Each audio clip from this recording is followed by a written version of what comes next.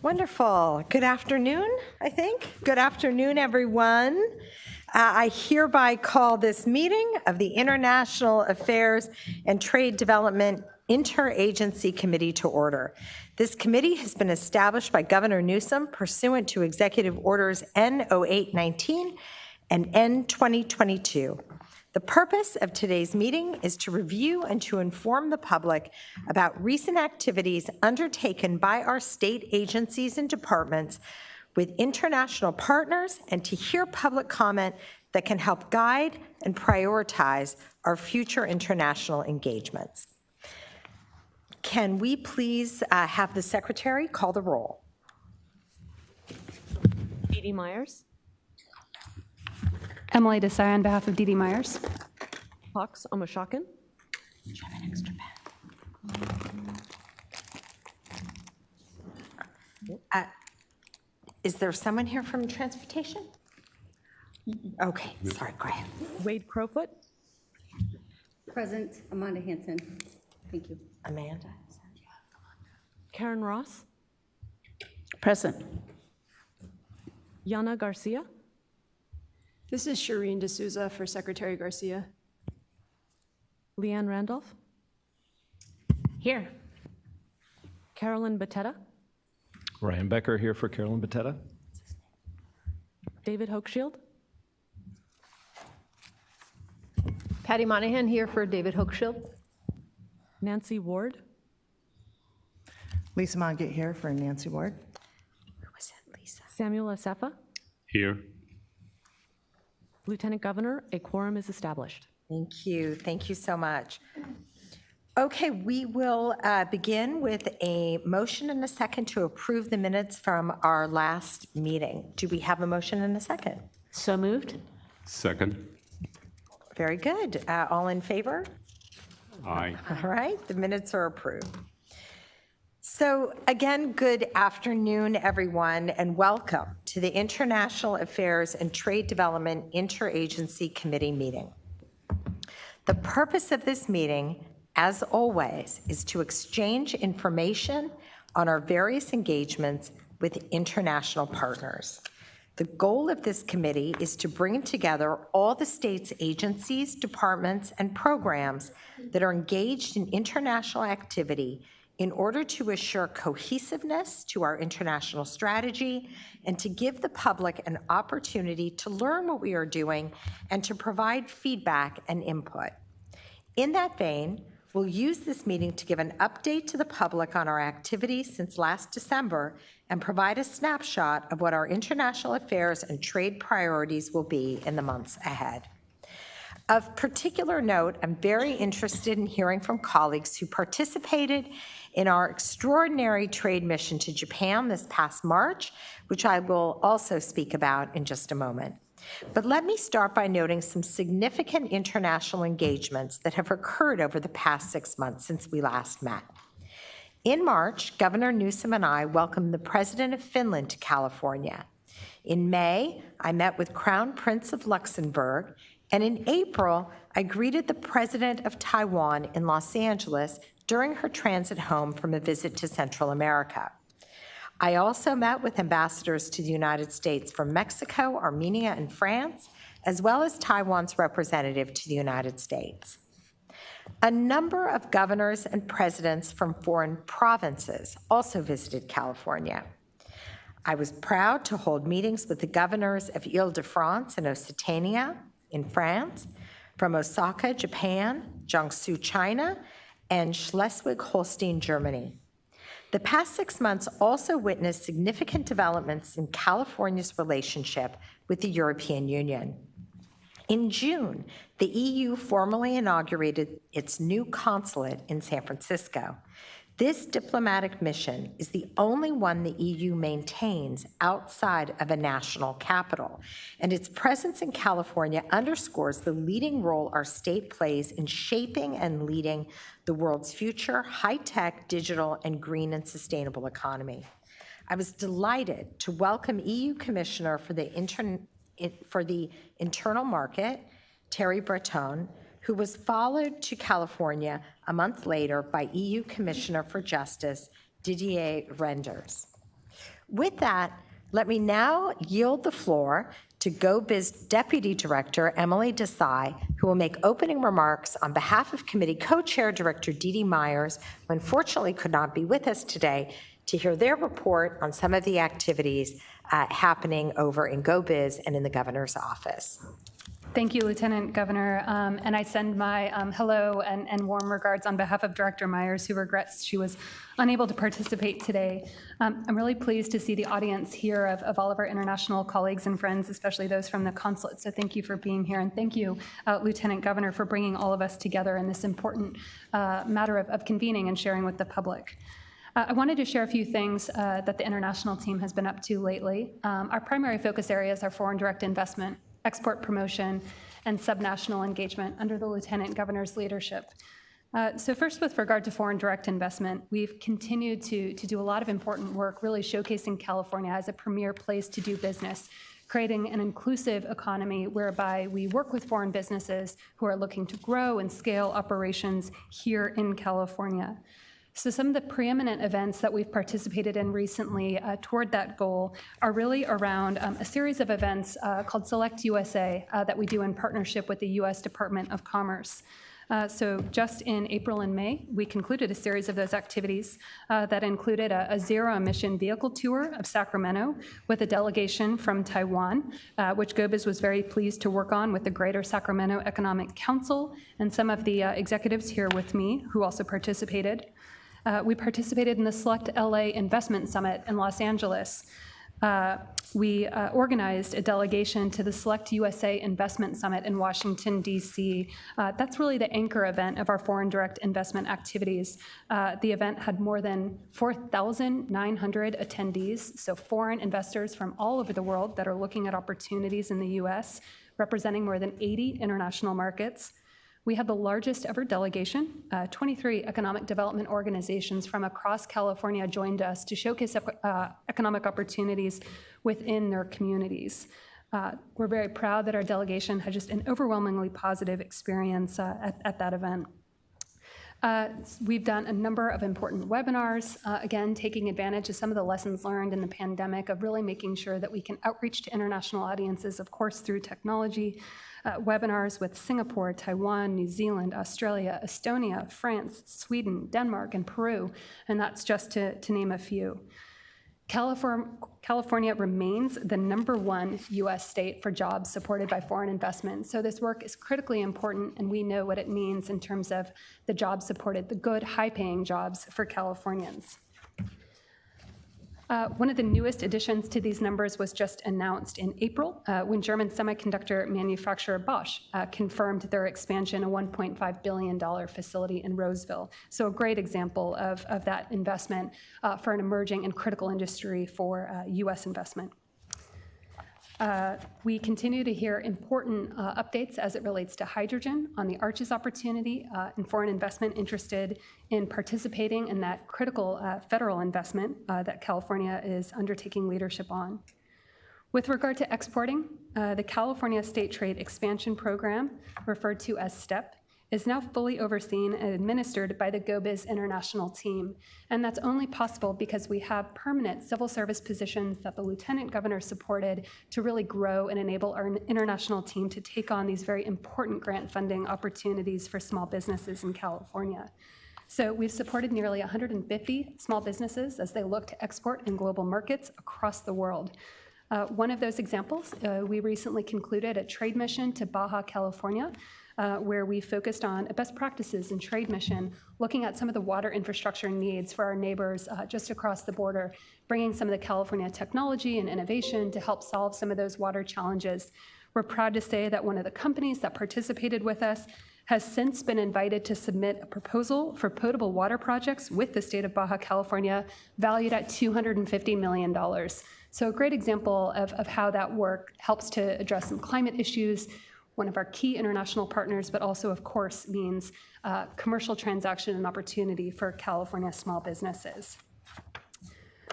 I will stop there, Lieutenant Governor, I think with regard to some of the updates, but just to note that it's a very busy year. We've done incredible things and appreciate your leadership on the international affairs and trade priorities, and very excited to hear from the rest of the executives here on updates on the international side. Thank you. Thank you very much, Acting Vice Chair Emily. Thank you. As I noted, the major international event of the last 6 months was our California trade mission to Japan last March. I look forward to hearing from colleagues here about many of the details and accomplishments, particularly those concerning a number of the agreements that were signed. But for my part, I'd like to briefly review some of the high-level government-to-government meetings we participated in during the mission. First, let me point out that our delegation consisted of nearly 100 leaders from the government and private sectors. It included business executives, tourism officials, and representatives of our world-leading agricultural sector. GO-Biz Director Myers and I led the delegation, and we were joined by many of the members of this committee, including Secretary of Agriculture Karen Ross, Secretary of Transportation Toke Somoshakin, Air Resources Board Chair Leanne Randolph, Energy Commission Chair David Hochschild, along with Commissioner Patty Monahan and Visit California CEO Carolyn Beteta. We were also very honored to be accompanied by Assemblyman Al Moritsucci representing the legislature. The mission was focused on the World Smart Energy Week trade show in Tokyo and sustainable green technology, but also aimed to increase tourism to further open agricultural markets. Over 7 days, we visited Tokyo, Toyota City outside of Nagoya, Osaka, and Kobe.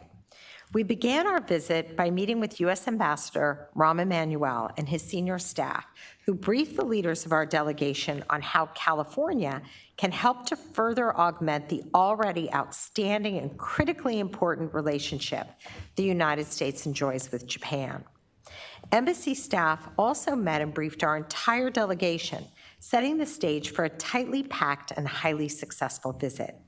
I think it is fair to say that the Japanese government was delighted to receive such a large and committed delegation from California. We were accompanied by Deputy Consul General Jimmy Kishimori from the Japanese Consul General in San Francisco, who I see is here with us today, and we were warmly welcomed everywhere we traveled. I, along with the government leadership of the delegation, was received by the Minister of Foreign Affairs, the Minister of Economy, Trade and Industry, the Minister of Digital Transformation and Food Security, the State Minister for Land, Infrastructure, Transportation and Tourism, and the Director of the Japan External Trade Organization, JETRO. We also met with the Governor of Tokyo, the Vice Governor of Osaka, and the Mayor of Kobe. It was an incredible trip.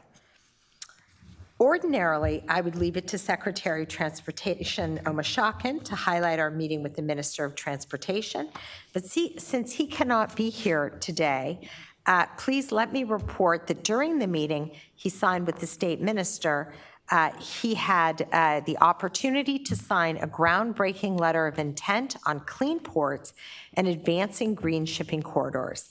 This new LOI will allow us to work together with Japan to clean up a critical link in the global supply chain by collaborating on strategies to cut planet-warming pollution at seaports and to establish green shipping corridors. Secretary Omoshakin and I also witnessed the signing by officials from the Port of Los Angeles of new memorandums of understanding with their counterparts from the ports of Tokyo and Yokohama to formalize cooperation on sustainability and environmental issues. I'd like to congratulate Secretary Omoshakin and thank him and his staff for their hard work in advancing California's leading role in the global fight against climate change. And let me just underscore again, just as how remarkable this delegation was, that we not only had members of this committee there, so many high levels of the governor's administration and California's government, but we also had 3 port directors of California's ports.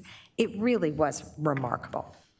On the private sector side, we visited a number of leading-edge Japanese companies engaged in energy-related sectors and hosted several California-focused events designed to raise our profile and to attract more investment from Japan, which is already our #1 source of foreign direct investment.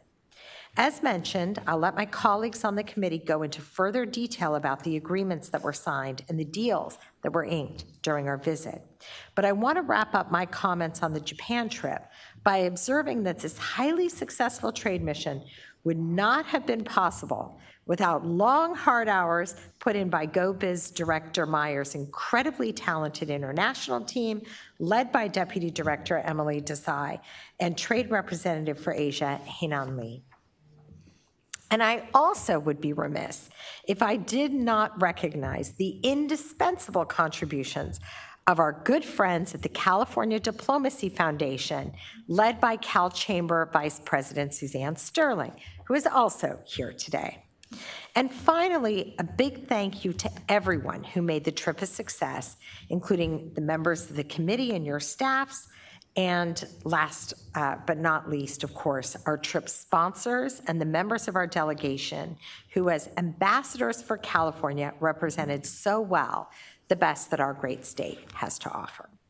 So with that, I'd like to now turn it over to members of this body to talk about some of the work that they did in Japan.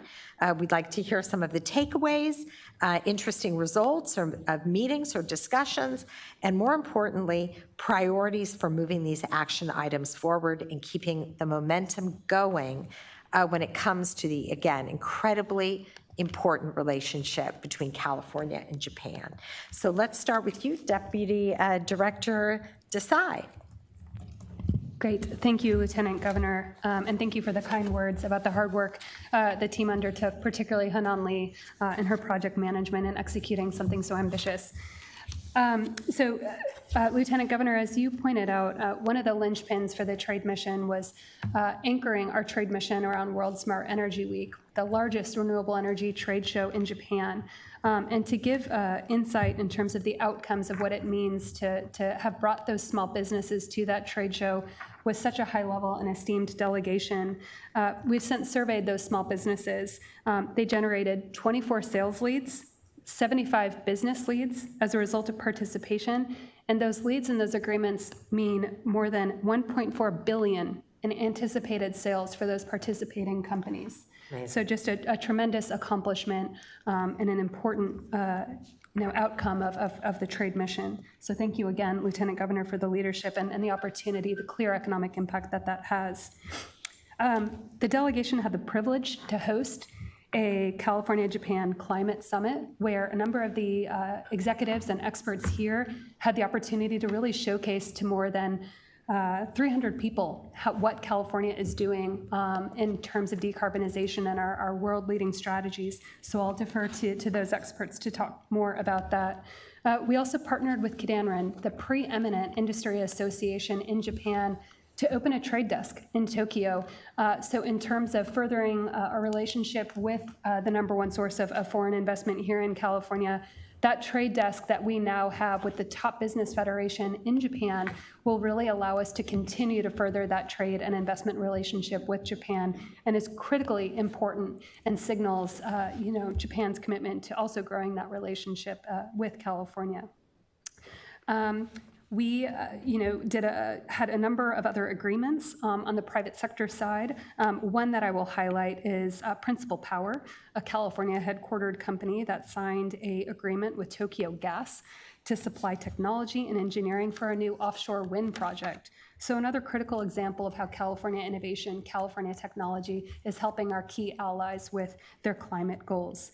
The final one that I'll announce before I turn to the others is a $1.4 billion contract that was announced during the trade mission with Controlled Thermal Resource Group, a California company here, and Fuji Electric, of course, a Japanese company, committing to deliver geothermal power facilities in Imperial County, California. So another critical example of that cooperation. So thank you, Lieutenant Governor. I'll stop there and defer to the rest of the committee. Thank you so much. So we're going to hear from 4 more of our members, Secretary Ross, CARB Chair Randolph, then the CEC Commissioner Moynihan, and then Ryan Becker at Visit California. Secretary Ross. Thank you, Lieutenant Governor.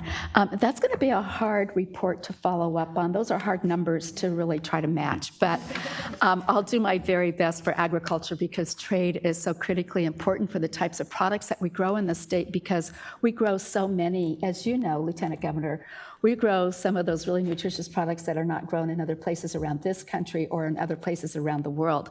So in addition to the thanks that you've already called out to partners, I really do want to call out the strong partnership. It's a durable one, and I can't imagine doing our trade missions without California Grown and Visit California, because taking a taste to California to the world is a really important project for all of us. So I want to acknowledge that important partnership. And for all the work of organizing over 100 people moving, it was one of the best organized trade missions I've ever been on. So compliments to the people who did that hard work. Speaking of how important trade is and how important our relationship is with Japan, relationships are very, very important. So as much as we were out seeking new opportunities, it was really important for us after over 2.5 years of not being able to travel to be able to reconnect with longtime trading partners for California. And we were able to do that across a number of commodities. Japan historically is always in our top 5 markets.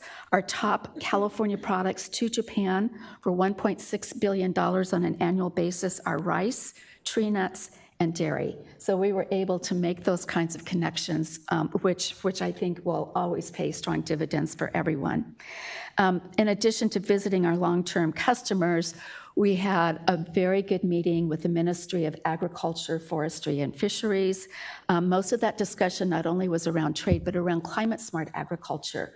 We have really focused in the last decade, in particular in the last 4 years, on creating memorandums of understanding on how we can, academia to academia, government to government, and business to business, increase the opportunities for collaboration and finding solutions for climate-smart agriculture.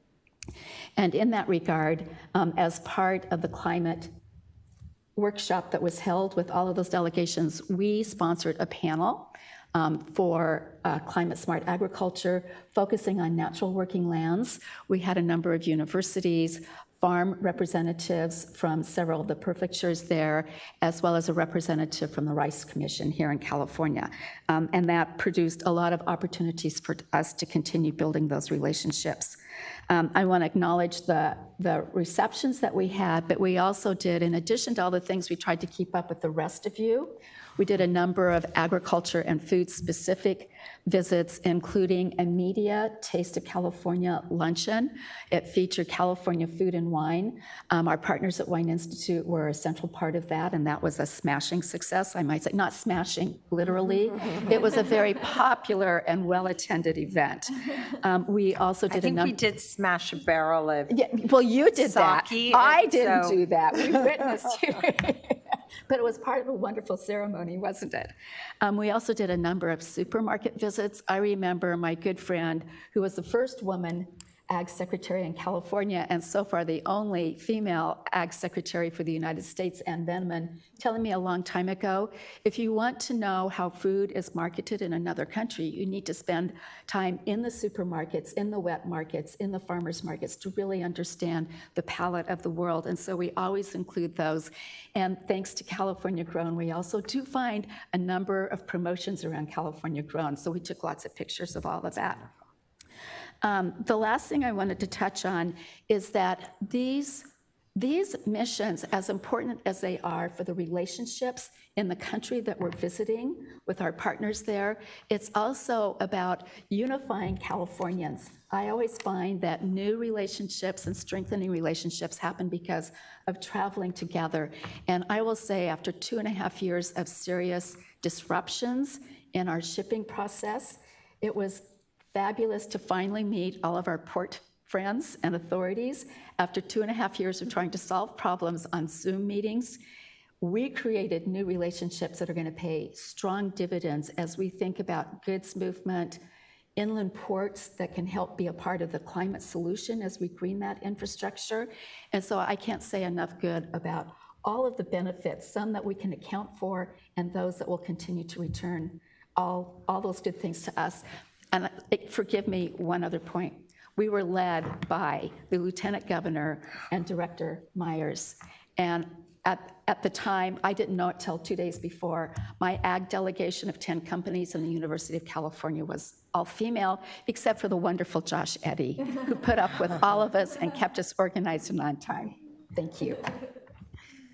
Thank you, and it really was visually notable that the ag delegation was overwhelmingly female, and though while not intended to be that way, there are so many women in agriculture in California now, and they were all signed up and part of this. And as often happens at very, very high-level government or business meetings, you start to see disproportionate number of male versus female participants and fewer women. And we noticed this, but they noticed what the other side of the table from California looked like. So big thank you and congratulations for representing that as well, Secretary Ross. CARB Chair, Leanne Randolph, for you. Thank you so much. I just can't tell you what an amazing experience that delegation was. And the Lieutenant Governor and Director Myers' utter tirelessness was amazing. Just sort of watching them go and go and go and go. And your teams were so incredible, incredibly well organized. It was just a really special experience. So, as Secretary Ross said, I don't know that I can follow all of Emily's numbers. I have one number, which is 6, which are the number of delegations from Japan since that trip in March that we have met with to discuss our climate and energy work, including talking about our climate change scoping plan, talking about the cap and trade program and carbon pricing, and the low carbon fuel standards. So we've had an opportunity to continue that engagement and exchange information and ideas. So that's been really beneficial, and we're looking forward to more opportunities to do that.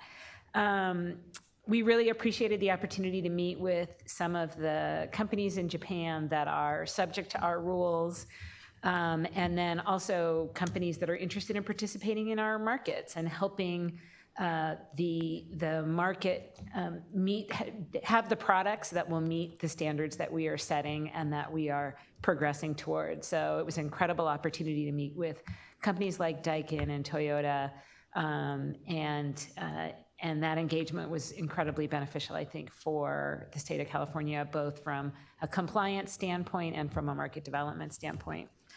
And then the other thing I'll highlight is that this experience really helps us as we engage with other countries around the world. As an example, in June, I participated in a China-US high-level dialogue on climate solutions. And one of the things I was able to talk about was the MOUs with the ports and the green shipping corridors and how we can work with all of the countries who are engaged in goods movement to green that sector and make progress around our climate goals there. So it was just an incredible opportunity, and I learned a lot, and I really enjoyed, as Secretary Ross said, the camaraderie of California government, business, all working together and sharing the amazingness that is the state of California. Thank you so much, Chair Randolph. Next, Energy Commissioner Patty Moynihan. Well, like Secretary Ross, that was the best trade mission I've ever been on. But unlike Secretary Ross, that was the only trade mission I've ever been on. So I think the bar is very high. If I ever go on another one, I doubt it will be as transformational, I would say, as this one. And part of it was due to your leadership, Lieutenant Governor. I mean, truly, I just want to say that you're an inspiration, and the way you welcome people in, invite dialogue, and just really reflect the wonder that is California, you're exceptional. So thank you for your leadership. So I am the transportation lead at the Energy Commission. So of course I was deeply interested in what Japan was doing around hydrogen and fuel cell electric vehicles. And as an energy commissioner for the state of California, we are also involved in all aspects of energy, including offshore wind development. And I just want to expand on something the Lieutenant Governor said about the MOU that was signed on port decarbonization. This is a letter of intent that outlines areas that California and Japan are going to work together on, including best practices on the development of green shipping corridors, expanding offshore wind development, and increasing generally the decarbonization of ports. In California, I lead Ports Collaborative, which convenes all the ports on a quarterly basis, brings together the other agencies that are working in this space, including the Air Resources Board. GO-Biz is part of it. And we use this as a way, and for the first time, actually, Caltrans joined. The director, Tony Taveras, joined our last one. And we're using it as a way to really work with the ports in a collaborative way. And I think that is an opportunity and an intersection point with this MOU, or letter of intent. Since that letter of intent, we are planning together with CalSTA, CARB, GO-Biz, and Japanese MLIT to host a symposium that will highlight our cooperation on this later this year. And it's potentially targeting the November 2023 Asia-Pacific Economic Cooperation CEO Summit in San Francisco. So there's more to come on that front. On offshore wind, we're scoping out an MOU. While we were in Japan, we met with Tokyo Gas and Principal Power, who are working to explore offshore wind.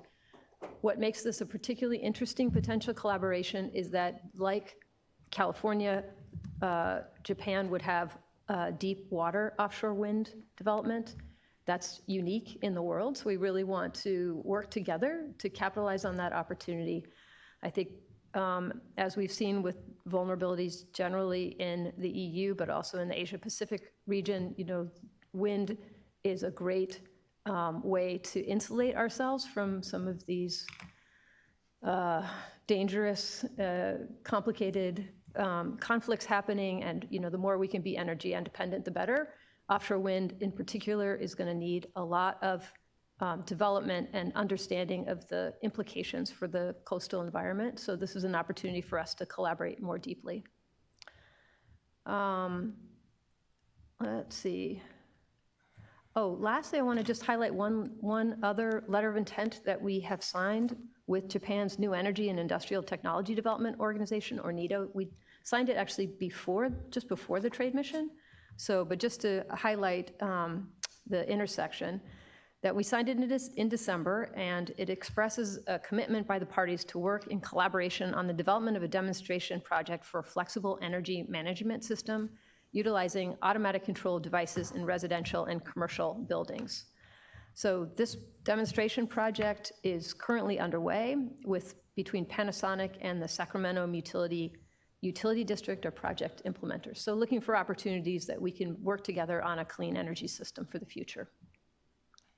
Wonderful, wonderful. Thank you very much for those comments and for that great report. And then we're going to end by turning it over to Ryan Becker with Visit California. Ryan?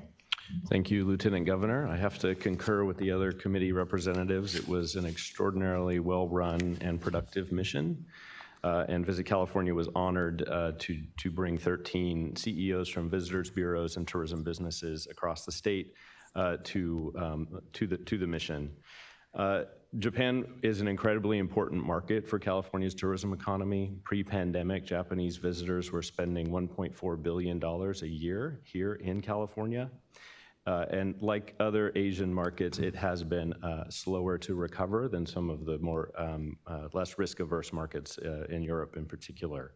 Our forecasted spend for this year is 62% of that 2019 high.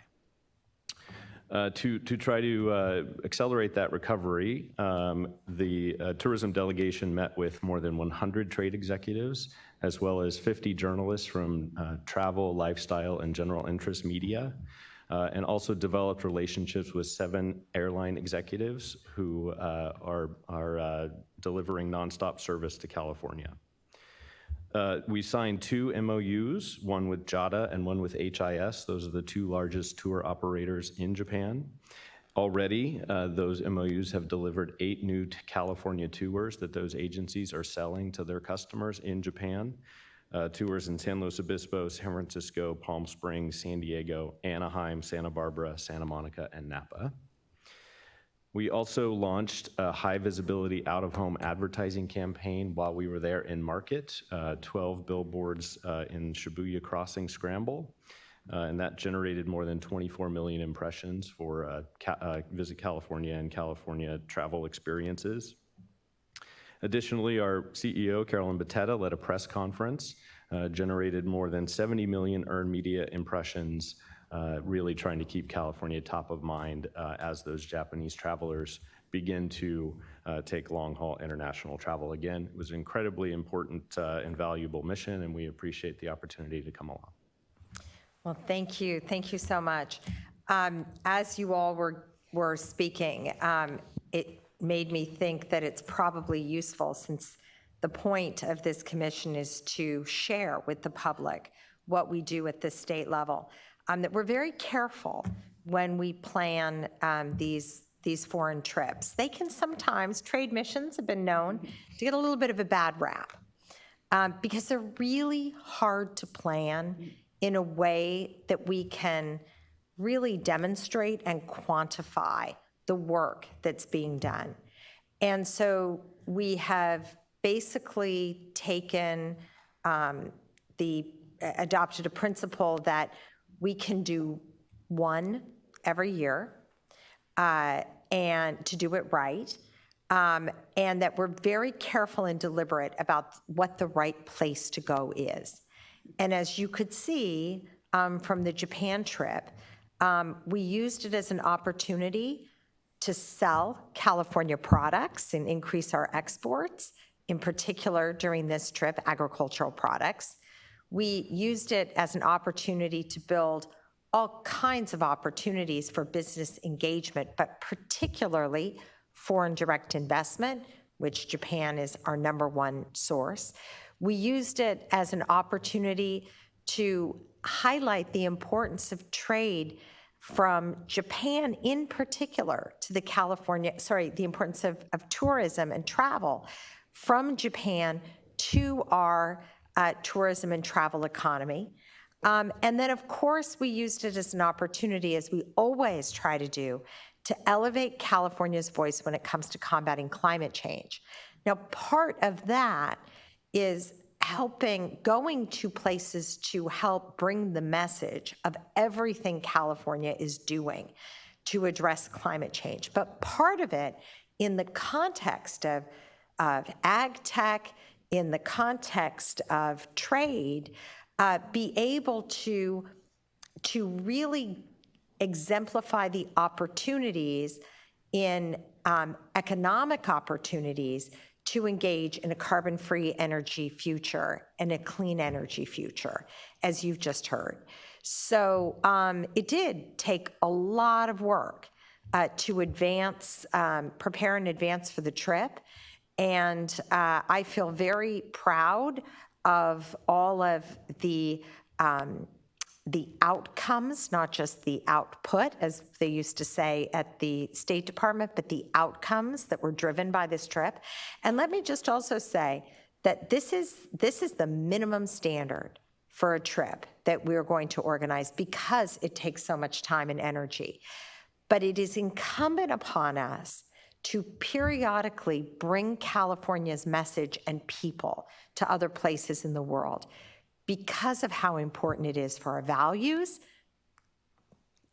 equity, as we saw with the delegation on agriculture, but of course, combating climate change. And it is also very important when it comes to trade and investment.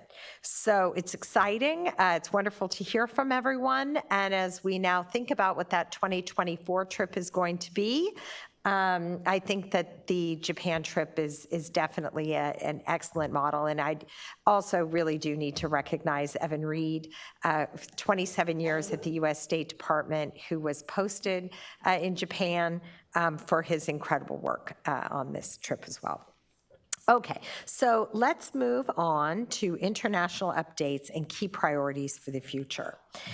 So as we look into the future in the coming months, it is a very exciting opportunity as Asia and the Pacific region will continue to take center stage. I am referring, of course, to the fact that California is deeply honored that the Biden-Harris administration has selected San Francisco as the host city for the Asia-Pacific Economic Cooperation Organization's Leaders Summit. This gathering of international leaders, which will include the heads of state of many of the 21 APEC economies, will take place in November, and it will be here before we know it. So while the substance of the talks will be the responsibility of the federal government, the hosting of the summit is up to us. And it will allow us to showcase the San Francisco Bay Area and California as a whole. And of course, the leading role of our state as the 5th largest economy in the world, if we were a separate country, the role that we play on the global stage. So this is going to take a lot of work. And for the past several months, as an honorary chair of the host committee, I've been working with the San Francisco Mayor's Office to help raise the funds necessary to assure that the summit is a success for California, but mostly that we are doing our part to make sure that it is a success for our country, for the United States. The summit will present an unparalleled opportunity for our companies here in California and trade associations to showcase their products to the leadership of the Asia-Pacific region. So I invite anyone who would like to learn more about how to get involved or participate to help make the summit a success to please get in touch. You know, this is the largest diplomatic gathering in California since the United Nations Treaty was signed in San Francisco in 1945. So people are going to wake up one day and they're going to say, Xi Jinping is coming to San Francisco. What is going on in San Francisco? Along with, by the way, the prime ministers or presidents from Korea, from Indonesia, from Thailand, from New Zealand and Australia, from Mexico and Canada, all at the invitation, and of course China, as I mentioned, and Japan, of course, all at the invitation of the President of the United States, because it is such an extraordinary and event, and one that is unprecedented, certainly in the 21st century. It is hard to convey how important this is, and we don't want it to be understood for its importance when it's already happening, because it is on us to make sure it's a success, and to do that, we need a lot of partnership. So let me just put that out there and recognize we have a lot of work to do, and it is just a tremendous opportunity. So, okay, so having said that, again, what we do in every one of our meetings is we turn it to all of the members of the board to give an update. Again, the purpose of this is to inform one another in an interagency way in front of the public of the work that we're doing at the subnational level as a state on the international stage. So why don't we start again with Secretary Karen Ross. Well, we're going to be busy. I'm going to go through this as quickly as I can, and we can discuss later, but we will continue to focus on not only going out into the world, but being the best hosts ever, because California is about hospitality. And Josh and his team of one intern have recently hosted three different inbound missions, one from the Middle East, huge opportunities there. South Africa, which very eager, South Africa and the folks that we've been meeting with as a follow-up to a climate smart ag mission a couple of years ago, very eager to have stronger partnerships, and they spent 2 weeks here, and it was excellent. And then Southeast Asia in particular, as we think about in agriculture, many of our commodities are trying to diversify their portfolio, just given some of the geopolitical issues from China, to make sure that we're in some of these emerging markets, which will be especially important. And I have to note the trade rollback, tariff on India for apples, almonds, and walnuts. I cannot begin to say how huge that was. I know that you provided your own input, and we appreciate that deeply, but this is where we're trying to really help our companies really focus going forward. The Southeast Asia delegation in particular, we had 45 companies. We had 225 one-on-one business-to-business meetings in Oakland, Sacramento, and in Los Angeles. And we will be tracking those throughout the year to see what the outcome is of that.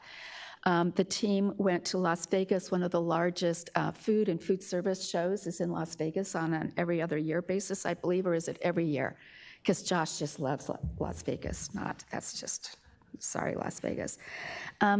What is interesting about this show is that our team has been part of a pilot program with my National Association Foundation on what we call farm to food incubator programs that really focus on women and minority-owned business entrepreneurs. You know, we think about ag from the field getting into export markets, but many times it's that value added of small companies and large companies creating food products.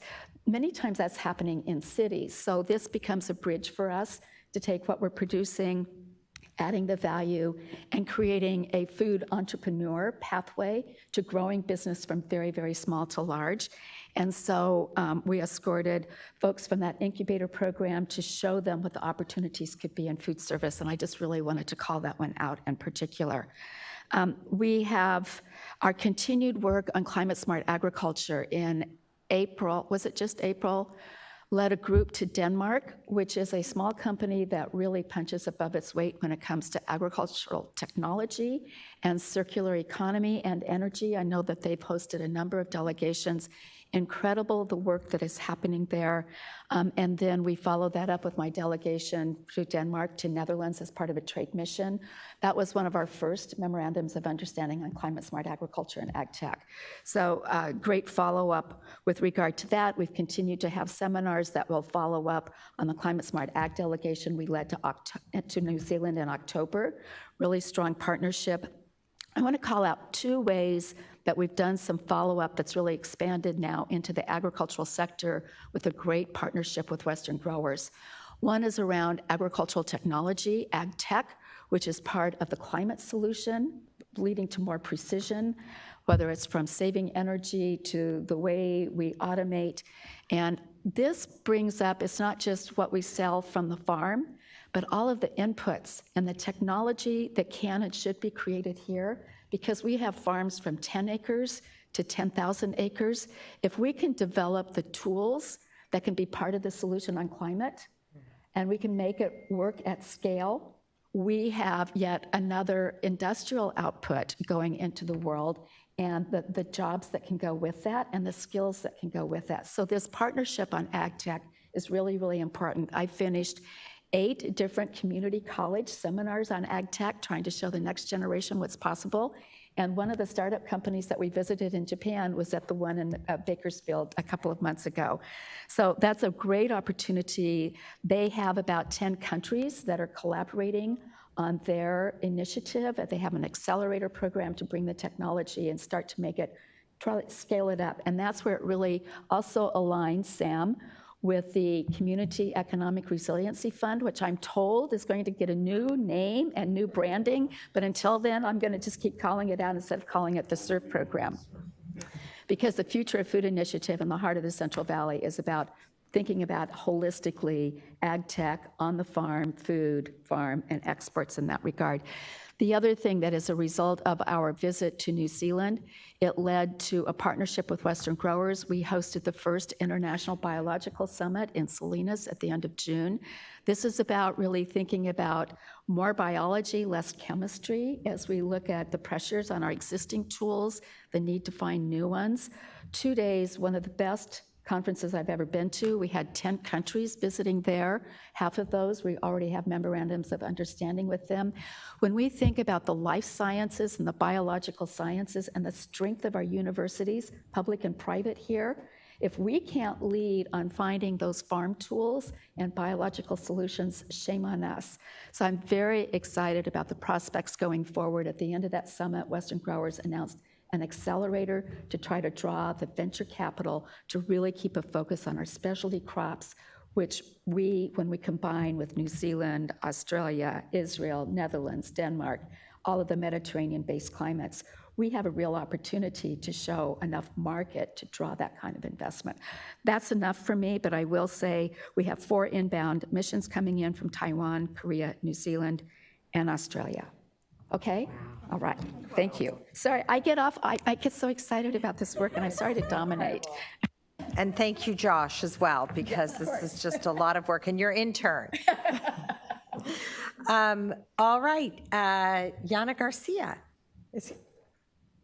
She's not, oh, I'm so sorry. Thanks so much, Shireen, Lieutenant thank Governor. Good afternoon, everyone. I'm Shireen D'Souza. I'm the Deputy Secretary for Climate and Intergovernmental Relations at Cali, PA, and really happy to be here today on behalf of Secretary Yana Garcia. So Cali, PA has been proud to serve a leading role in our state's international engagements and raise the profile of Californian leadership in environmental protection on the world stage. I'd like to raise a few developments for the committee's attention. Next week, Secretary Crowfoot and Secretary Garcia will sign an MOU with the Vice Governor of China's Hainan province. As a leader on transport electrification within China, Hainan is an important player in the context of California's broader relationship with China, specifically through the Memorandum of Understanding that Governor Newsom signed last year with China's Minister for Ecology and the Environment. The following week, California will sign an MOU with representatives of the Government of Australia. The MOU with Australia outlines 5 years of cooperation on clean energy, clean transportation, clean technologies, nature-based solutions, adaptation, green finance and investment, circular economy, and research and development. Cali, PA, and the Water Board's colleagues have already begun discussions on the potential to build out a joint remote sensing program with Australian partners on an early warning system for water quality. Lots of exciting opportunities with Australia through this MOU. I also want to highlight the importance of our relationship with Mexico, our closest international neighbor and our biggest trading partner. In April, Consul General and Ambassador Liliana Ferrer and UC Alianza organized an incredible summit focused on research and policy collaboration between the University of California system and Mexican research and academic institutions. And as chair of California's Border Relations Council, Secretary Garcia will sign an MOU with the government of Baja California later this summer. The MOU will focus on air quality monitoring and circular economy partnerships, including the issue of used and waste tires, which are a priority for the government of Baja California. On the topic of border matters, I'd also like to highlight that the impact of transboundary pollution on water quality is a perennial concern of huge proportions. We have seen 536 continuous days of beach closures in San Diego from transboundary flows to Imperial Beach and Coronado Beach. And pollution-related beach closures can serve as a proxy for broader environmental damages throughout the Tijuana River Valley. Recently, Secretary Garcia sent a letter on behalf of Cal EPA to Secretary of State Blinken and U.S. EPA Administrator Reagan to request funding for necessary improvements to the South Bay International Treatment Plant, in line with federal commitments under the USMCA Implementation Act. We'll continue to advocate for the funding we need to improve water quality in the border region and to collaborate with local agencies and our partners in Mexico and Baja California. Now, looking further towards the end of the year, the ongoing development of California's MOU with the United Kingdom continues to prioritize opportunities for cooperation on climate action. We have commitment from the highest political level to ensure that our cooperation with the UK maximizes climate benefits while exploring opportunities to strengthen our economic ties. Cal EPA has also been working with the Governor's Office, the Natural Resources Agency, and GO-Biz to coordinate the state's involvement in major international events this year, such as New York Climate Week, the APEC Summit that the Lieutenant Governor you mentioned just now in San Francisco, and UNFCCC COP28 in Dubai. Last year, Secretary Garcia attended New York Climate Week shortly after being sworn in as secretary. This year, she will attend again and looks forward to engaging in high-profile multilateral discussions on the future of global climate action. Most prominently, UN Secretary General Antonio Guterres will host a Climate Ambition Summit to showcase high-ambition transition plans, much like CARB's 2022 scoping plan on the Wednesday of New York Climate Week. We're hoping to get an invite to that. Although Secretary Garcia will not be attending COP28 in Dubai, Cal EPA is deeply involved in coordinating the California state government delegation's participation. One major item to note is the idea of a subnational methane pledge, which we hope to launch in Dubai. We've begun efforts to engage with other jurisdictions to sign this pledge already. So there'll be more on that in the coming days and months ahead. We all know that the state can't do it alone. That government and the private sector are interdependent in many ways, and that collaboration with the private sector in all domains of decarbonization is necessary for us to meet our climate goals. And while the dynamism of Californian enterprise in zero-emission vehicles, clean energy, green IT, and other industries is an inspiration to many around the world, our openness to international partnerships is also part of how we improve climate action at home. Thank you for bringing us together today, Lieutenant Governor, and I look forward to our continued cooperation on raising California's profile on the world stage. Thanks. You very much.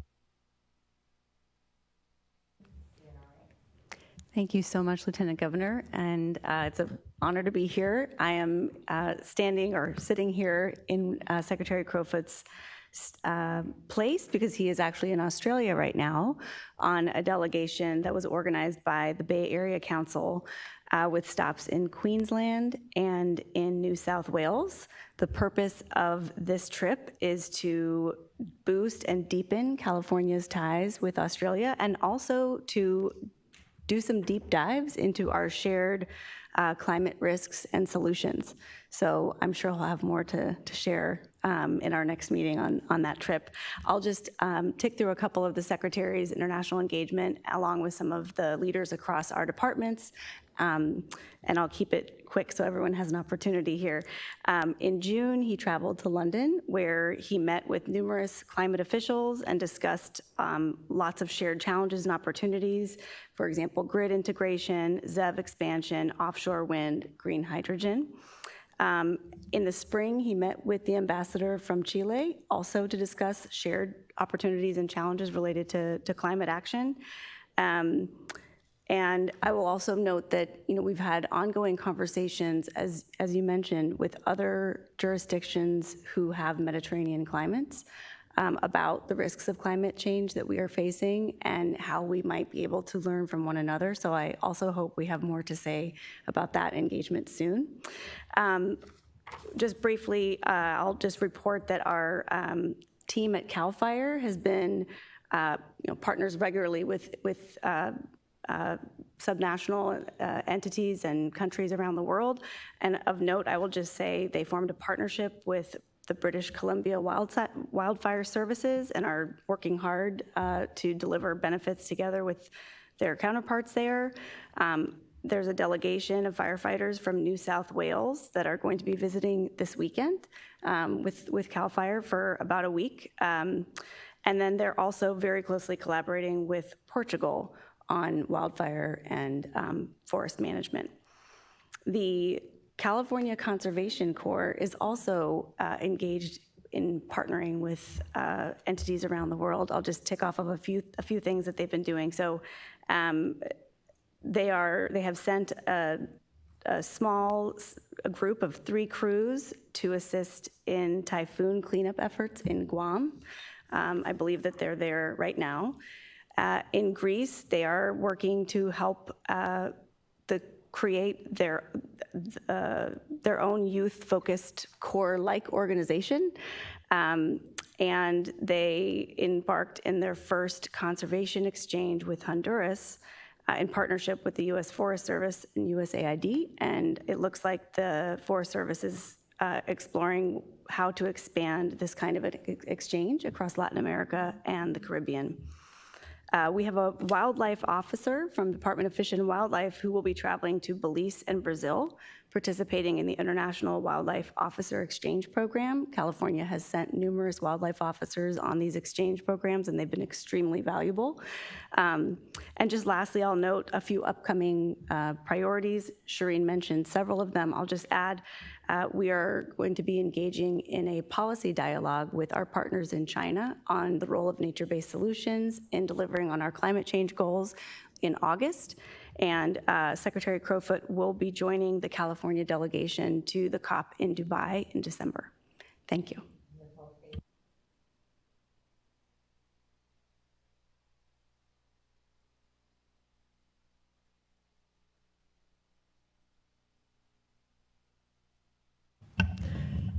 As a lead for transportation, I'm going to start with the transportation-related international engagements. So we have an MOU with the Netherlands around smart charging. We're trying to figure out how do we make sure that consumers have a really positive charging experience. And the Netherlands is a lead when it comes to what's called plug and charge, where you can just plug in your vehicle and it charges. So we're collaborating with them on that and have had several engagements back and forth, them visiting us, we visiting them. In June, the International Electric Vehicle Symposium was held here, and this happens every year. This was the 36th year, and it was the biggest ever, so 2,500 people came, and I was one of the keynote speakers. I asked, how many people are from other countries, and like 3/4 of the people raised their hands, so it was really quite an international event, and everybody comes to California because we are ground zero when it comes to deployment of zero-emission vehicles and policies to promote that. During the symposium, we welcomed meetings with the Mexican consulate in Sacramento, the states of Puebla and Sonora to share knowledge on EV charging infrastructure and incentives, as well as building and industrial decarbonization and clean renewable energy. During the same week, we attended the International Zero Emission Vehicle Alliance's annual assembly. So members of the alliance include Germany, Canada, Costa Rica, the Netherlands, Norway, and the UK. In addition, we went to a transportation decarbonization summit in Germany that our executive director, Drew Bowen, joined CARB in that summit. On a commission-wide basis, so separate from transportation, our chair went to Norway to learn about offshore wind, which was also accompanied by members of Boehm, New Jersey, and Maine. And his office is working on getting a memorandum of understanding scoped out with Norway as a follow-up. There is a Denmark energy efficiency tour in the works for one of my fellow commissioners, Commissioner McAllister, and he'll be accompanied by other members of our staff, again on offshore wind. In India, our vice chair is attending the 4th Clean Energy Ministerial in Goa, along with a member of our leadership team. And in Australia, we're planning to support GO-Biz, and we met with the Consul General when she was in town, meeting with the governor's office. So in general, our priorities include engagement with Mexico, China, Australia, Germany, Chile, Spain, Denmark, Norway, and other Scandinavian countries, Canada and Japan, as well as the nations that we have MOUs with, including the Netherlands.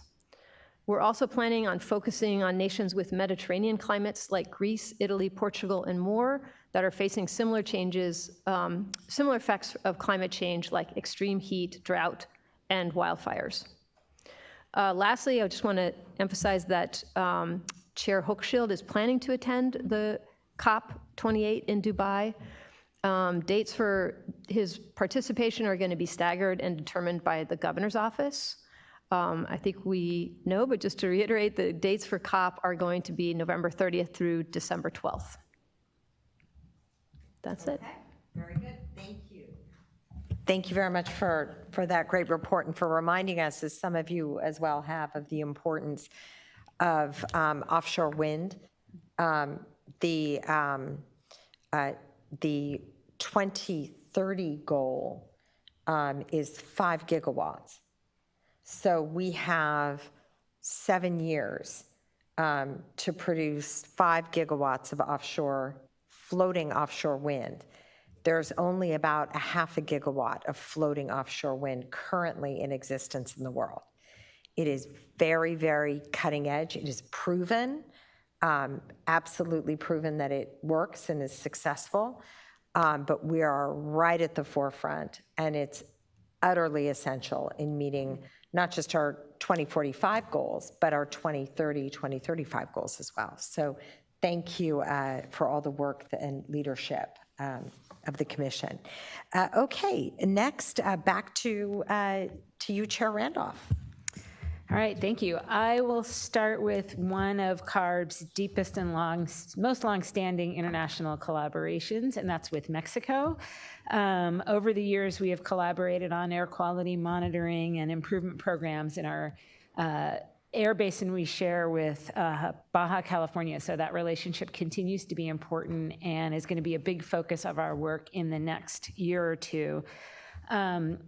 As Commissioner Monahan mentioned, as Shireen mentioned, Secretary Garcia and I participated in the California-Mexico 2030 Summit that was organized by GO-Biz and Alianza. And it was a really great opportunity to talk with policymakers and academics on the importance of climate planning, zero-emission vehicles, and our equity efforts. And shout out to Consul General Liliana Ferrar, who did an amazing job of making sure there were a lot of California policymakers there, present, engaged, interacting, and really learning as part of that meeting. A really important engagement during that meeting was my conversations with officials, both officials and companies in Baja California around our Advanced Clean Fleets regulation. For those of you who don't know, Advanced Clean Fleets requires fleet operators to phase in zero-emission trucks over time and complements past rulemakings that require manufacturers to bring zero-emission trucks to the market. And our Advanced Clean Fleets implementation team is focusing particular attention on issues on the border. Our trade relationship with Mexico is so critical, and roughly 1 million trucks cross the border each year carrying goods and supporting trade that's vital to both of our economies. So we are planning several events and works of engagement on the border region about the Advanced Clean Fleets rule and how best to implement it. We are working on infrastructure and energy needs on the border. We have formed, or we are in the process of forming, a truck regulation advisory committee, which will have a border subcommittee focused specifically on border issues and engaging with the companies that are doing that trade across border. So we really want this regulation to be successful and effective. And that's how we will get to our air quality and climate goals. So that close, sustained engagement on the border is going to be really critical. And we look forward to doing that work over the next few years as we get that regulation going. In addition, next month, CARB Executive Officer Dr. Stephen Cliff and other staff will travel to Mexico for the Mexico Carbon Forum to share lessons learned on carbon pricing with jurisdictions from around the world. Shifting now to the European Union, in May, I went to Brussels to discuss regulatory approaches to decarbonizing heavy-duty transport with EU policymakers. The heavy-duty manufacturing, engine manufacturing, is a global market. And so ensuring that there are international policies that are consistent with California's policies mean that those companies will bring more product to market and bring prices down for everyone and help everyone make that transition. So I spoke with some EU Parliament members and other policymakers who are working on those standards in the EU. I had an opportunity to speak with some French government ministries in Paris and met with the International Transport Forum at the OECD. So I took the opportunity to share California's experience in designing and implementing both the Advanced Clean Trucks Rule and the Advanced Clean Fleets Rule, and had an opportunity to really delve into some of the policy challenges that are very familiar. The EU is dealing with many of the same issues that we are dealing with here around infrastructure and other transition issues. So that was an incredibly useful engagement. Also, our executive officer traveled to Europe to have similar conversations at the International Transport Forum annual meeting, the Transatlantic Transportation Decarbonization Summit, which Commissioner Monahan mentioned, and other side events hosted by global NGOs. In June, as I mentioned earlier, I helped kick off the 7th China-US high-level dialogue on climate and energy, and it's the first time that dialogue has happened in person since 2019. So we spoke with federal officials and leading researchers from both countries. In particular, we spent a lot of time talking about subnational cooperation, things like green shipping corridors, opportunities for ports and individual provinces and states to work together in a space where our national governments have more challenging issues to deal with. And we've had 2 successful exchanges with counterparts in China on emissions trading systems, so we're continuing to work on that. And that was a follow-up from the 2022 California-China MOU that Governor Newsom signed. So that engagement is an outgrowth of that.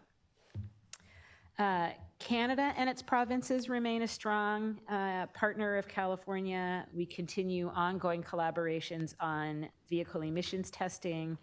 And of course, we are linked with Quebec in our cap and trade program. As we look to make that program more stringent, we are going to be engaging very closely with Quebec on those issues. I will also, in fact, be traveling to Quebec on Monday to meet with their environment minister, and there will also be California State Transportation Agency officials on that trip, and we are going to have an opportunity to learn about hydrogen locomotives that they are deploying there and other strategies they have around decarbonizing transportation. In our Deputy Executive Officer for Mobile Sources and Incentives, Dr. Sydney Vergis, also attended the Clean Energy Ministerial in India, where she discussed zero-emission truck regulations, and where 2 additional Indian states joined the Drive to Zero Memorandum of Understanding that calls for a transition to zero-emission trucks. As some of you know, in June of this year, the 36th Annual Electric Vehicle Summit came to Sacramento. This is an international summit, and this was a really wonderful opportunity for some folks who haven't seen each other in person for quite some time, to come to Sacramento and hear about what California is doing around electric vehicles, and to share what other states and countries are doing, and encouraging alternatives to driving, and looking for ways to center equity in transportation policy. CARB continues to remain engaged in multilateral climate and technology platforms, such as chairing the Transport Decarbonization Alliance and continuing to work with the International Carbon Action Partnership. And so we have enjoyed all of that work over the last 6 or 8 months, and looking forward to continued engagement to meet our national climate goals and our international climate goals. Thank you. Thank you so much.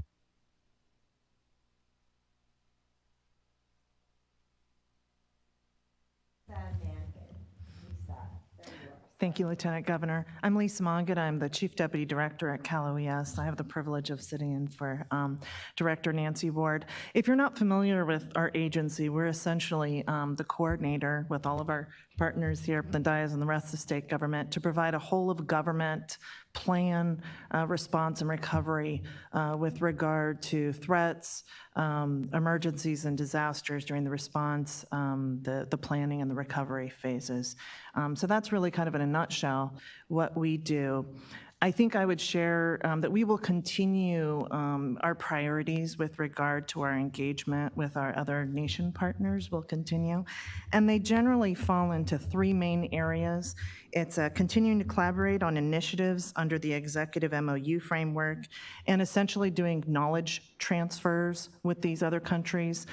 We hope that these other nations find these engagements as helpful as we do for the state of California, and there's much to be learned from each other.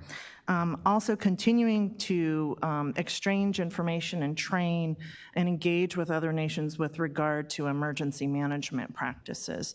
That's really been beneficial to the state of California. And then also continuing to engage and enhance the international mutual aid coordination network.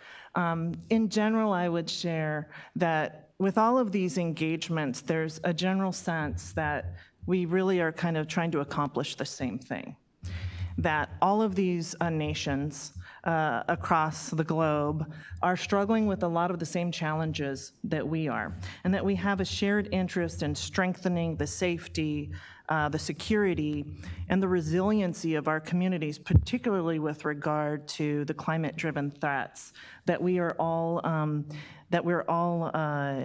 struggling with.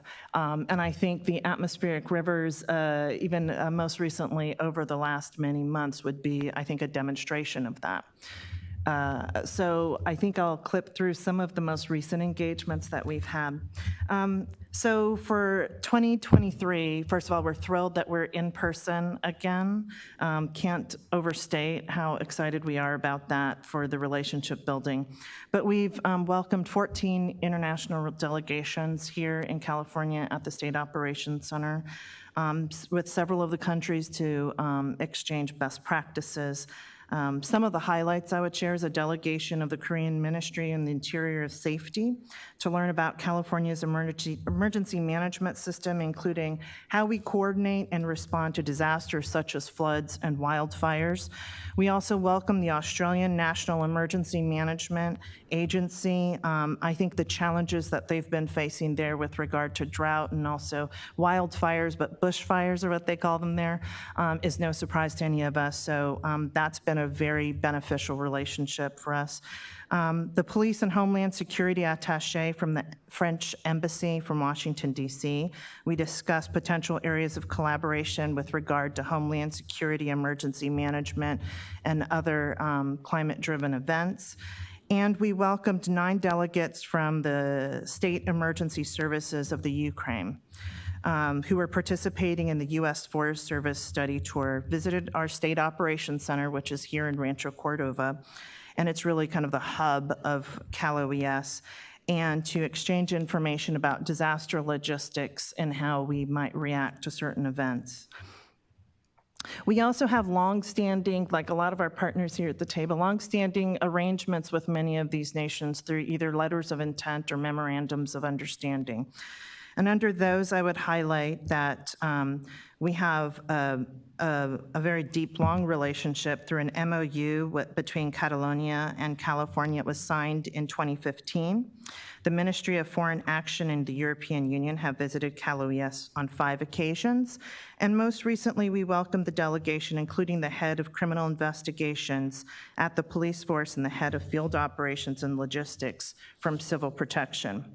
In December, we also have a longstanding relationship with the Aga Khan Development Network, and they do a lot of good work around the globe. And we had a meeting with them to renew our existing MOU and really strengthen the longstanding arrangement that we have. We have a 13-year partnership with them. We developed an action plan, and it focused on key areas such as mass fatality management, the continuity of operations during event, planning and preparedness, hazard mitigation training, and also innovation and technology.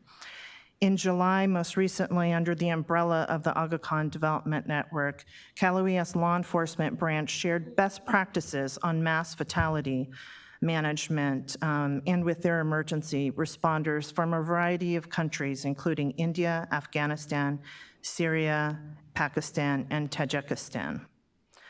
Since signing the California Cybersecurity Integration Center, so I should also note that the director of CalOES also serves as the governor's Homeland Security Advisor. So nested within that responsibility is cybersecurity for the state of California. So we have a partnership with the country, with Germany, and we've met virtually 3 times. We're in conversations of potentially having an in-person meeting this fall. We've resumed communications with France on potentially a letter of intent to set up a more formal arrangement on our relationship with them. I would also share that in March, we presented at the Bay Area Consulate Security Seminar on disaster preparedness, where consulate personnel and diplomats attended. The feedback that we got was very positive. We're already talking about how we might do something like that again in the future. And then also during events, these climate-driven disasters don't care about borders. So we make sure that we keep close a lot of our geographically positioned communities. In February 2023, a magnitude 7.8 earthquake struck Turkey, followed by multiple aftershocks. CalOES Fire and Rescue coordinated the deployment of USA 2 teams from Los Angeles Fire Department and one of 2 teams in the nation that is qualified for this type of response. So that speaks to our role as participating in these relationships to support California and globally through a worldwide mutual aid system. We also, during the 2023 winter storms and the atmospheric rivers, we coordinated with the consulates in California. They received daily situation reports that included storm updates and information on shelters and road closures. That would be, hopefully they found that information helpful, and we certainly found it beneficial, the information that they were sharing with us. Our Seismic Safety Commission continues to be involved with the global earthquake model and learning best practices and thinking about how we can better position ourselves here in California. In 2022, CalOES participated in a virtual binational tabletop exercise with the U.S. and Mexican stakeholders on the rupture of the Barrett Dam and the Tijuana River watershed. That is a very, very challenging issue that we continue. I've heard it mentioned a couple of times today, so there's a whole force of government trying to think about how to best address this. The purpose of the exercise was to test cross-border communication and validate the Barrett Dam Emergency Action Plan and Emergency Response Plan. And I think I might share kind of in closing here, the team, as part of the Governor's Homeland Security Advisory Group, they're already working vigilantly, the folks behind the scenes, to think through security to support this most important event that's going to occur in San Francisco.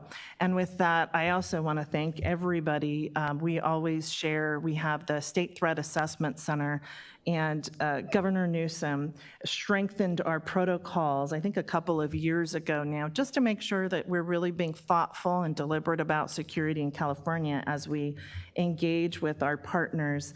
And so this year alone, the State of Threat Assessment Center has received 91 requests from 88 countries, and they vetted 1,022 delegates visiting 39 agencies. So that's a real testament, I think, to all of the work that you folks are doing, and we expect that number to continue to rise. So with that, thank you very much for the opportunity to be here, and it's just really inspirational to hear all of the work across the state.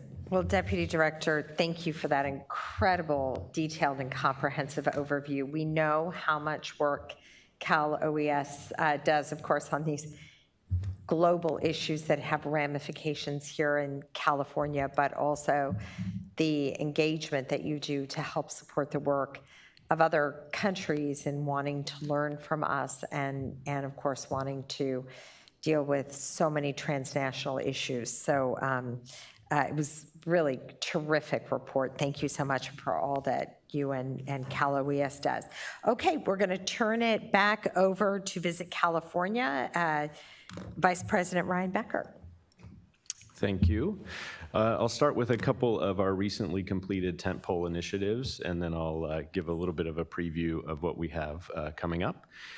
So first, just last month, we organized and executed a CEO mission to Europe, focusing primarily on the UK and France. Those are California's two largest inbound markets from Europe. Unprecedented interest in this trip. 18 CEOs from across the state joined us. It's a really critical time to be active in the European markets right now. Those travelers have savings and they are ready to travel, and competition is really heating up. So it's important for California to have a voice in that. Much like the Japan trip, we met with top tour operators and media in those key cities, and we also met with 17 executives from other countries, including Ireland, Germany, Italy, and Scandinavia. And a highlight of the week was a VIP event at the U.S. Embassy in London, where we showcased some of California's unparalleled food and wine product, and we had celebrity chef Samin Nosrat on hand to lead us through that experience. UK and France are both essentially fully recovered back to their pre-pandemic levels of spending.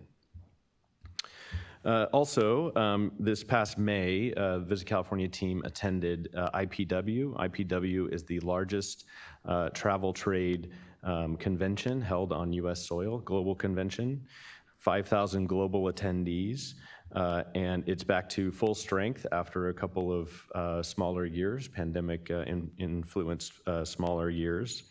I'm proud to say California had the largest delegation of any state in attendance, 474 delegates representing 151 different California tourism businesses.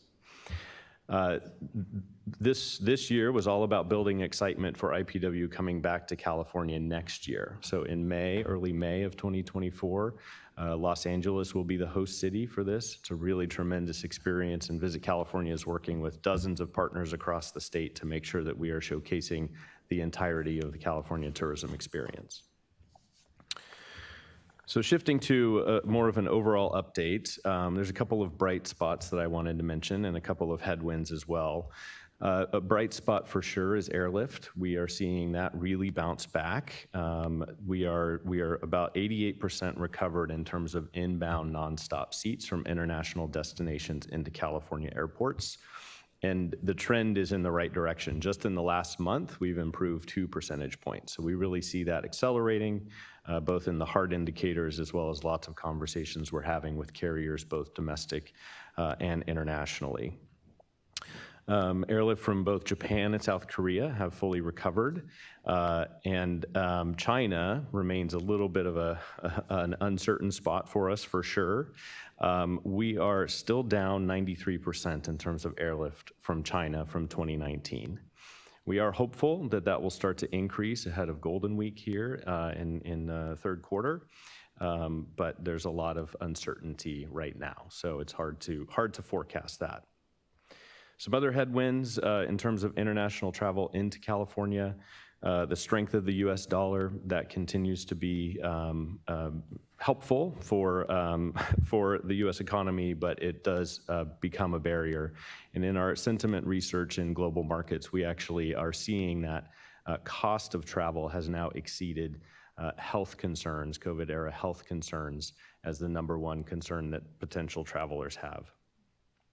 And then visa wait times continue to be a challenge. The State Department has done a good job in staffing up and reopening some of consulates and embassies around the world that are doing interviews for tourist visas. Still, in some of our key markets, those visa backlogs are significant. For example, in Beijing, the wait for an interview is 148 days. In Mumbai, the wait is 598 days. And in Mexico City, the wait is 770 days. We are fortunate that only 4 of the 13 countries, the 13 international markets where Visit California has a footprint, only 4 of them require visas for standard tourism, standard leisure travel. But still, those destinations I mentioned, those countries I mentioned, that's clearly a huge challenge. A traveler will not wait 2 years for a visa for a vacation. They will go somewhere else where they can go a little bit more easily. So looking ahead, the key priorities for our upcoming fiscal year, we, as I mentioned, have presence in 13 markets. Those markets account for 87% of all inbound international travel to the state.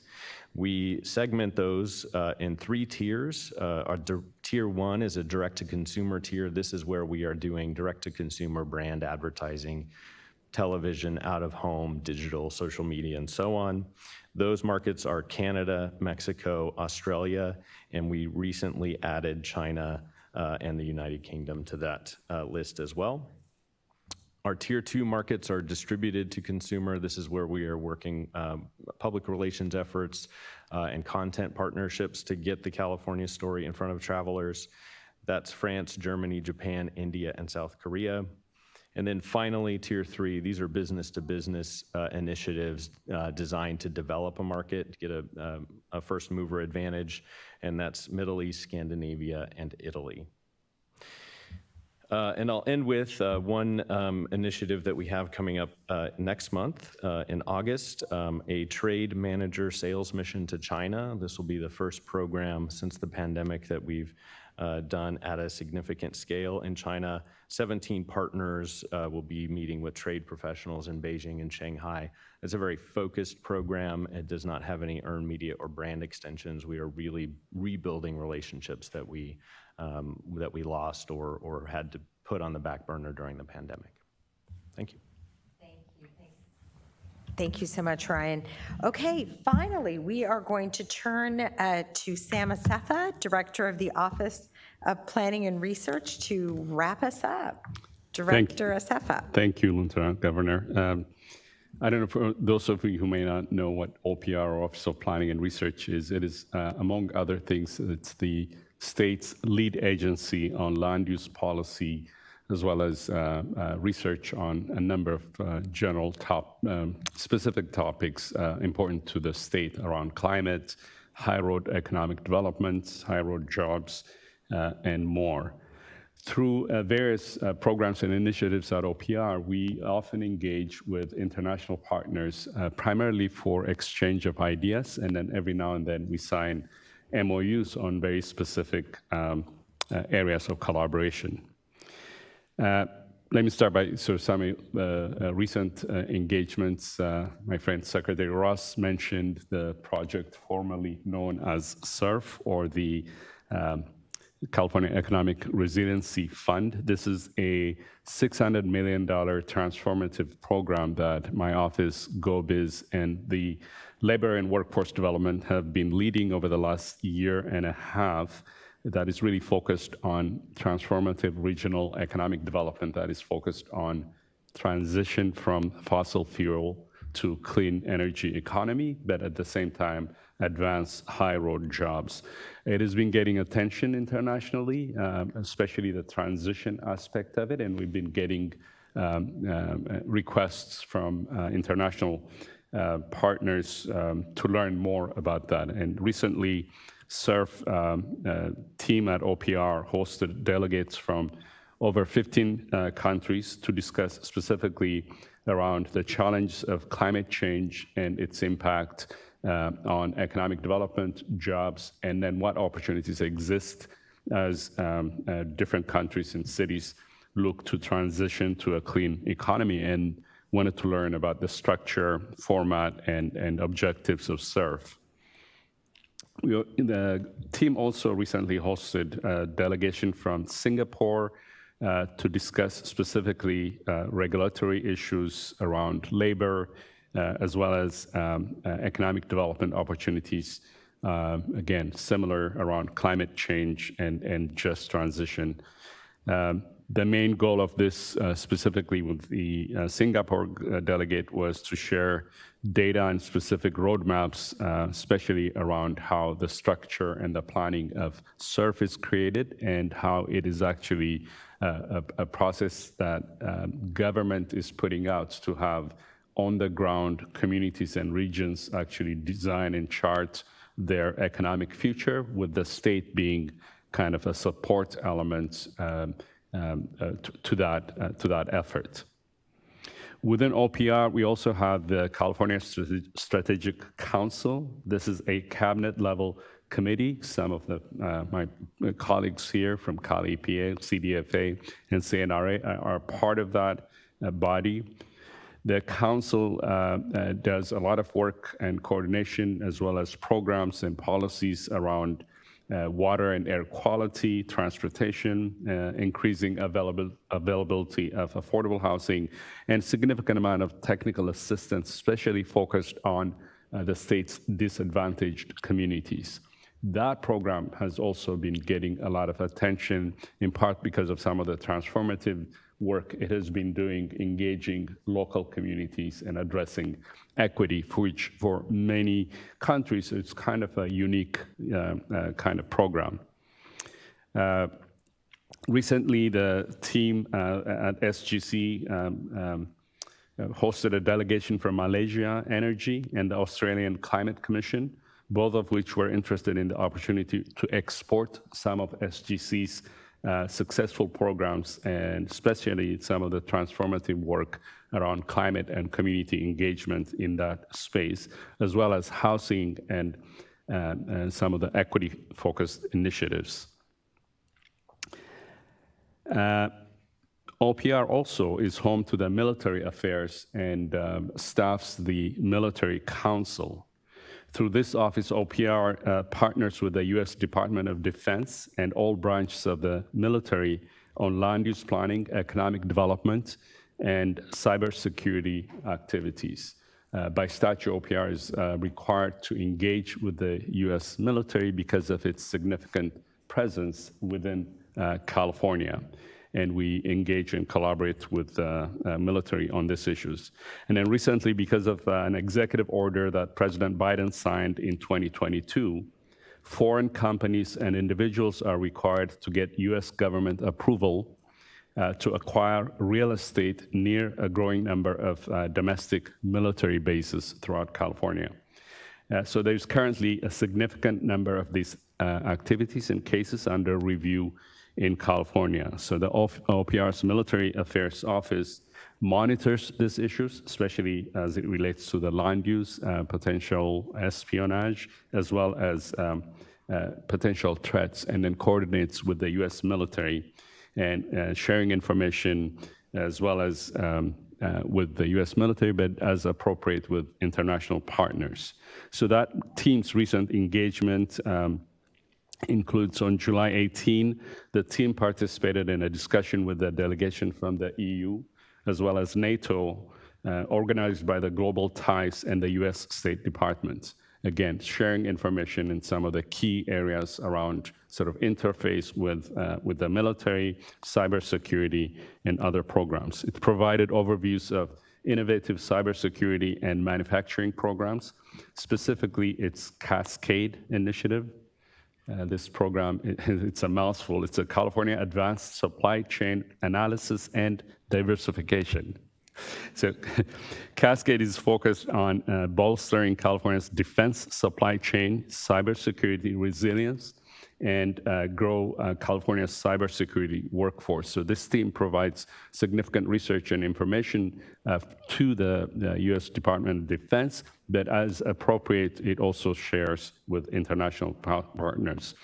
It also provided programmatic overview, including how OPR fulfills its statutory requirements around land use and the issues around interface between communities and land use and opportunities for collaboration, but more importantly, opportunities for economic development. The U.S. military has significant economic impact on California, and the team shared those relationships.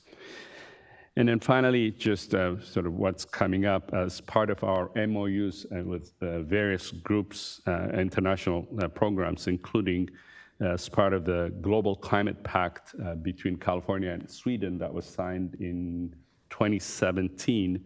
OPR organized a workshop on sustainable urban mobility planning with the Swedish delegation last month during what Leanne mentioned, the 36 electric vehicle symposium here in Sacramento. That was well received by the Swedish partners, and there was incredible exchange between the two groups, as well as very, very specific action items for a follow-up for potential implementation. Upcoming priorities for this, for OPR includes, as part of our climate MOU that we signed between OPR and the EU's climate kick at COP26, that was in November 2021, and then another MOU as part of a climate change planning that was signed by the state and the Dutch government, September 22. OPR is, my office's coast-to-coast director, Peter de Venter, will be leading a smart mobility mission to various cities in the Netherlands this fall between September 16 and September 22. And he assures me it's going to put the Japan delegation trip to shame when he's done. The mission is officially recognized and supported by the Dutch government, and it's part of the work program agreed by Cal EPA and the Ministry of Infrastructure. So the mission is intended to share knowledge about solutions developed in the Netherlands on multimodal road networks and in various California state government entities, including CalSTA, the LA's Department of Transportation, Culver City, and Costa Mesa, among others, will be joining in this mission. That is it from me, but I'm incredibly impressed by the significant engagement this state and my fellow agencies have. And then, Lieutenant Governor, your leadership in this space. Well, thank you very much, Director. That was a really excellent overview of the work that you're doing, and again, demonstrates the breadth and the depth of the work of the administration when it comes to international affairs, and is the reason why this body was created, for the public to hear what you're doing and for all of us as well. So thank you very, very much for that report. And that concludes the reports from the members of this committee. And so with that, I would like to turn it back over to Vice Chair, okay, to Emily, on behalf of our Vice Chair, with some concluding remarks. Thank you, Emily. Lieutenant Governor. I'll be very brief because GO-Biz has the distinct privilege of being involved in so much of the important work that our colleagues here have already outlined. Just a couple key points, I think, for us as GO-Biz looks forward. GO-Biz plays a very important role in supporting the interagency efforts to help coordinate under the Lieutenant Governor's direction on the international affairs and trade strategy for California. And I think the overwhelming amount of information that we all just heard shows the importance of that coordination. So thank you, everyone, for these important updates. Lieutenant Governor, when you talk about California's international strategy, you describe it very importantly in 3 buckets: in trade, climate, but also in terms of diversity. And so one point I just wanted to emphasize that we're very excited about on the GO-Biz International team is a new program that we're unveiling around immigrant integration as part of the state budget last year. And that program is focused on really ensuring that economic mobility and opportunity is fully extended to the immigrant populations here in California, given the outsized impact, of course, that those residents have here in our state. We just put out an RFP for a one-time grant program, $8.2 million. That's going to support cities and counties and immigrant integration efforts. So it's a new initiative for us, one that's very, very important to provide that type of seed funding to local jurisdictions to think about growing and scaling these important programs that really are operationalized at that local level. And the only other thing I just wanted to mention for this group, just given some of the mentions on China, and especially when we think about the upcoming opportunities with APEC, GO-Biz is also in the process of renewing our agreements under the China Trade and Investment Network. So that's a network that we operationalize with important economic development partners across the state. It really adds value and additional capacity and insight given the complexity of the relationship at the national level. It's a good resource for us when we think about some of the dynamics and pulling on some of the expertise of our local partners when we think about trade and investment with China. So with that, Lieutenant Governor, I will turn it back to you. Thank you. Thank you very much, Deputy Director Desai. I'm going to keep my wrap-up comments short. Because I think we've had a chance to really reflect as we've gone along today on the important collaborative work of this interagency committee, and just say it's great to be back together and have had so much to talk about, both in the previous few months, but also in the work ahead. But I would like to take a moment to recognize someone who is here, who has been just such a tremendous partner to us and who is about to transition out, and that is Ambassador Liliana Ferrar, who is representing Mexico as Consul General here in Sacramento. And we have touched upon the relationship with Mexico, but it cannot be understated how important the relationship is with us. One of the busiest land border crossings in the world. Something around 40% of Californians identify as Hispanic, with a large percentage of those coming from Mexico. Our shared values, our shared prosperity, our people-to-people relationship, our history, so much connects us with Mexico. And as one example of that, there are 10 Mexican consulates in California, significantly more than any other country represented here. And the consulate here in Sacramento is particularly important because this is where so much government-to-government work happens. And Ambassador Ferrar, you since 2017 have done such an extraordinary job representing Mexico and allowing us to engage between California and Mexico in so many ways, so effectively, again and again and again.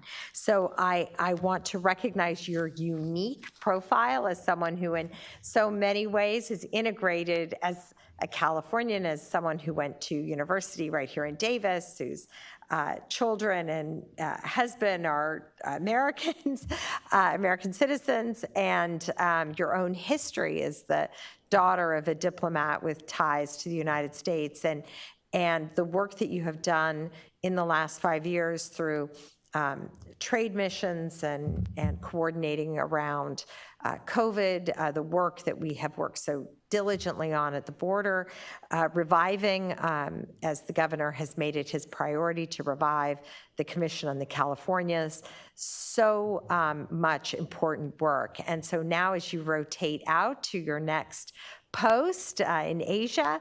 I just want to thank you officially on behalf of all of us for your incredible work and coordination. And we know that even though your next posting will be very different than this one, we fully expect that we will continue to be in contact with you and hear from you in your next visit with your 1 foot of home here in Sacramento. So congratulations and thank you. Okay, and with that, I'm going to turn to the last part of our work here, which is to open the floor for public comment. Madam Secretary, can you please remind the members of the public here with us today about how they can contribute to today's discussion via public comment? Thank you, Lieutenant Governor. If you would like to make a public comment, you may proceed to this podium. Please keep your comment to 3 minutes. Comments will be heard on a first-come, first-served basis. You may make your comment anonymously if you choose. If you have a comment card, I will collect your card after you have spoken, and if you prefer, you may pass me your comment card to read it out loud. Thank you.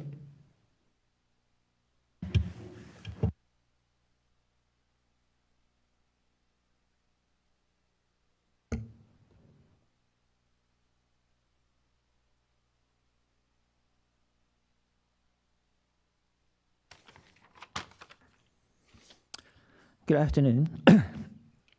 My name is Jimmy Kishimori, Deputy Consul General of Japan in San Francisco. Thank you, Lieutenant Governor Kounalakis, the Deputy Director Desai, for your leadership, as well as all the familiar faces of the other committee members. Our office, the Japanese Consulate in San Francisco, very much appreciates the work of this interagency committee in coordinating California's international affairs. And of course, Japan is proud to play a significant role in that.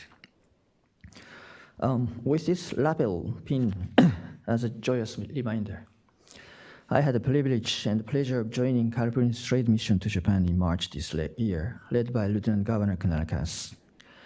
I arranged the meetings with the Japanese Foreign Minister and other ministers, attended many of those meetings, and enjoyed chatting with the delegates in the past. Not to mention, as Secretary Ross pointed out, we all enjoyed California delights at the receptions in Japan.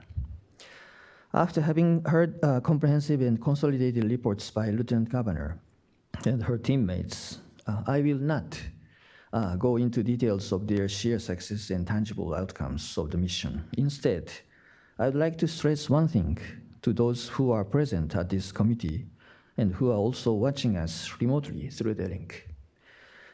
We had a very successful trip. And more importantly, today, thanks to the report by Lieutenant Governor Kounalakis and her team, I believe we were also able to join this trip to Japan in this room virtually through this report. What impresses you depends on your different interests and perspectives, but I believe you glimpsed the grand potential of what California and Japan can do together. With the state of California as the 5th largest economy in the world and Japan as the 3rd, we can and are also obliged to collaborate for inching towards more the sustainable world. Combating climate change matters. Transition to clean energy matters.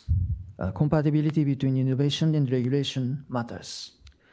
It is our common responsibility for both the state of California and Japan to deal with these issues, and by doing so, I am already confident that we can lead the world to a better tomorrow. With our respective positions, resources, and intentions in mind, let us explore the ways in which we can achieve those common goals. Before closing, on behalf of the government of Japan, I'd like to reiterate our deep gratitude to those who have worked behind the scene to make the recent California's mission to Japan extraordinarily successful. Martin Evan from Lieutenant Governor's Office, Susan Sterling of Carl Chambers, Emily Henan, Claire Maria, and the rest of the GO-Biz staff, to name a few. Without these unsung heroes, we could not have come this far. Thank you. Please rest assured that we, the Consulate of Japan in San Francisco, together with the Consulate in Los Angeles, remain committed to further deepening relationships between California and Japan based on the successful outcomes of this trade mission. The 4 hours driving to and from Sacramento doesn't matter.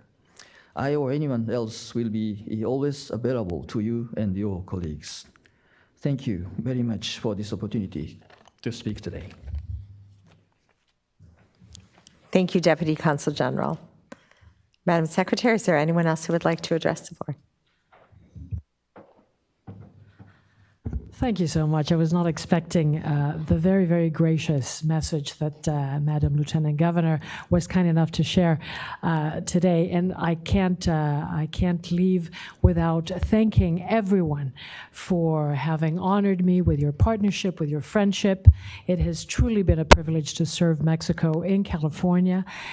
California leads the nation in inclusivity and progressiveness.